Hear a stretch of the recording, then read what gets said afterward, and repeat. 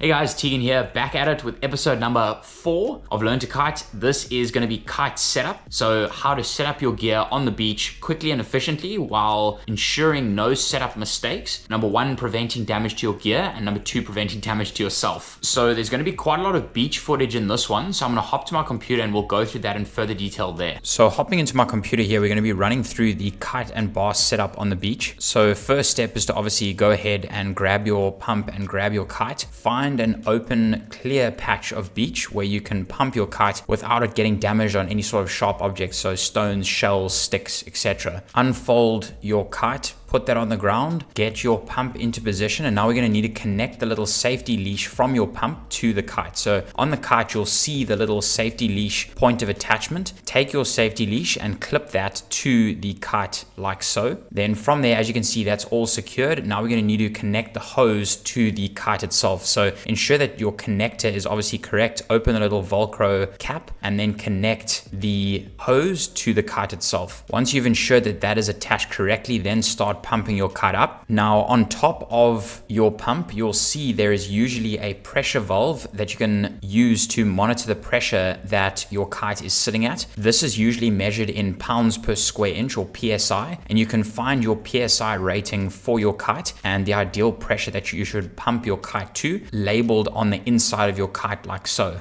Then once you've pumped your kite to the correct pressure, then disconnect your hose from the kite itself, and then from there disconnect the safety leash from your pump to your kite. Put your pump aside and hold the kite in the wind like so. Hold the kite by the leading edge or the inflated leading edge, and the kite should sit comfortably in the wind like so. From here, then close all the necessary caps on the valve of your kite, put the little Velcro patch back on, and now we're going to need to pinch the struts of the kite. The reason for pinching the struts here is to seal off the different compartments of the kite. So let's say if you get a puncture in one section of the kite, the whole kite won't deflate, only that certain section of the kite will deflate. This is a safety mechanism in case something goes wrong out far. At least you have a flotation device by, some of your struts having some air in them, and again stopping the entire kite from deflating. So how this pinching system works is it's a little plastic clip. You'll see as you squeeze it, it'll clip into place and it'll crimp down on the little flexible hose connecting the two bladders, obviously sealing the connection between those two compartments of the kite. So once you've pinched all of your struts, we're going to need to flip the kite over onto the beach so that it can sit on the beach. So flip it over like so. So once you've flipped your kite over, make sure that the front of the kite is sitting straight into the wind. As you can see here, I draw an arrow in the sand in terms of where the wind is coming from, and as you can see, the front of my kite is pointing straight into the wind, allowing it to sit comfortably on the beach. Now, to ensure that the kite doesn't fly away, you can put a little bit of sand on the canopy. This also prevents the canopy from flapping on the beach and just reduces the wear and tear on that section of the kite. So once that's all complete, we're going to need to now lay out our lines. This is called running your lines. So grab your bar and undo the two little bungees on the side of the bar so that you can take the lines off the bar. So from here, we're going to lay the lines behind the kite. There are different ways of running your lines, essentially running your lines crosswind. You can run your lines upwind of your kite, but I prefer running my lines downwind of my kite. It just makes the most sense and it's the easiest to explain and is by far the most safe in terms of reducing possible mistakes in terms of kite setup. So unravel your lines. You can put a little bit of sand on the front of your lines just to prevent them from sliding downwind as you unravel your lines. And then as you can see here, just undo your lines and lay them on the beach behind your kite in a straight line. So once you've laid out your lines, we're going to need to put the bar down on the beach. Now, the reason for the coloration on the bar, as you can see here, there's gray on the left and red on the right. In this instance, the reason why we have this coloration is so that when we are dealing with the bar on the beach, we always know which side of the bar we need to be pulling learning to steer the kite in a certain direction. So based on sailing terms, so port and starboard, red is always on the left and red is called port. So when flying your kite, the red side of your bar will always be on the left, and you'll always need to pull the red side of the bar to turn the kite to the left. Now, when setting up your lines behind the kite, we're going to need to put red on the right in order for this orientation to be correct. And just to give you a quick demonstration of why this is the case. So as you can see here, if the kite is sitting vertically in the sky, red is on the left as we'd normally expect. Now, if we put the kite down on the beach like this, we can see that when we lay the bar down on the beach, red is actually on the right when we look at it from this angle. So that's just something to keep in mind. And this will make a lot of sense in just a second when we connect the steering lines to the actual kite itself. So from here, ensure that you put the bar down with red on the right, and then now we're going to need to run our lines. So ideally, when you're learning, we're going to be wanting to run 2 lines at a time to avoid confusion. So a good way to prevent any sort of mistakes happening in this phase is to put your 2 center lines in between your legs and then keep your steering lines on the outside. Now what we'll do is make sure that we are walking with the center lines in between our legs, and we'll run the steering lines on the outside, ensuring that there are no tangles in these lines. So just continue this process and make sure that these lines are completely free of any sort of tangles. Once you've walked these lines all the way to the kite, as you can see, I've separated the red line and the blue line. As you can see, the red line will get attached to the red connector on the kite, and this is a good safety to ensure setup mistakes, and then the blue line will get attached to the gray line. So once you've separated your steering lines, we're going to need to go back to the bar and undo the center lines. So same process here. To ensure any setup mistakes, put the center lines in between your feet, and we're going to walk now with the steering lines on the outside of our feet and undo the 2 center lines on the inside of the steering lines. Once we've walked the steering lines all the way to the kite, we'll put those steering lines in their respective positions. Now, one thing to note here is that we don't need to ensure that the center lines are,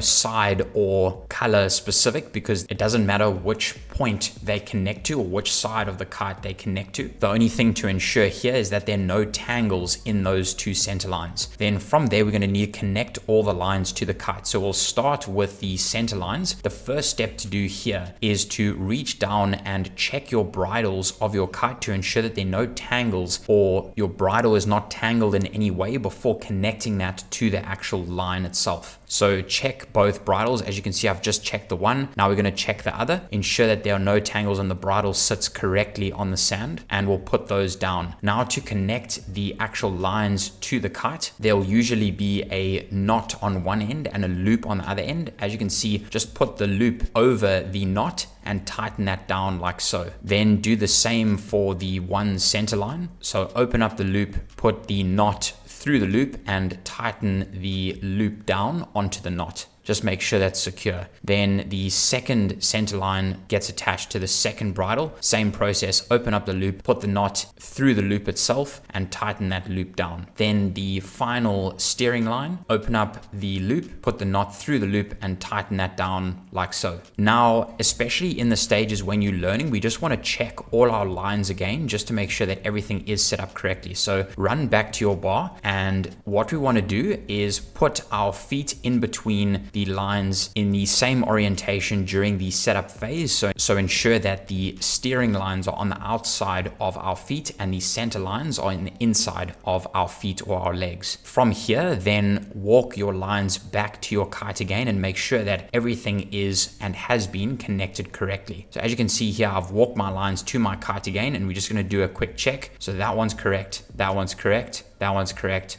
and that one's correct with no tangles. Now we're all good to go, ready for the launch. So that was it for kite setup. Ensure that you go through that process very carefully and slowly, especially in the early stages while you're still learning, because this is the most likely area for a disaster to happen, especially in the early stages. So if you're not sure about something, rather double check it than just launching your kite and seeing how it goes, because it can get very messy from there if you have set up your kite incorrectly. So hopefully that was a help. Get keen for episode 5 where we go through kite control. If you like this, like, subscribe, and we'll see you in the next one. Bye for now.